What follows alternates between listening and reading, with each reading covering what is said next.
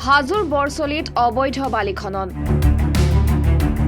ইছলামউদ্দিন আহমেদৰ বিৰুদ্ধে অবৈধ বালি খননৰ অভিযোগ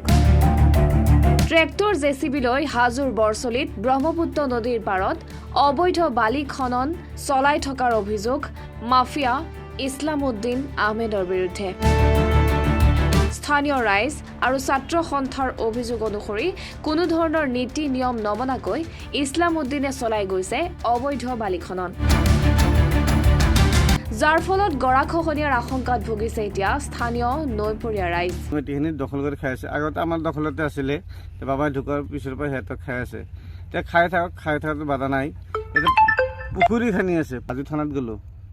আৰু থানাত যাই হাজোৰ ছাৰজনক যেতিয়া ক'লোঁ ছাৰে তেতিয়া এইজন ৰামদেৱ থানা আছিলোঁ ফোন কৰিলে ফোন কৰাৰ পিছত দুদিনমান বন্ধ থাকিল তাৰপিছত আকৌ আজি আৰম্ভ হৈছে মই আজি ৰাতিপুৱা ফোন কৰিছোঁ থানাত একো ৰেছপন্স দিয়া নাই থানাত নোহোৱাকৈ বন বিভাগে কাৰ ছত্ৰছায়াত বা ভূমাফিয়াসকলে কাৰ ছত্ৰছায়াত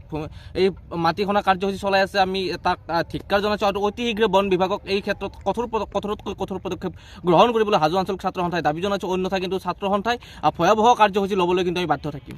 বৰচলি bureau report B24 Assam north east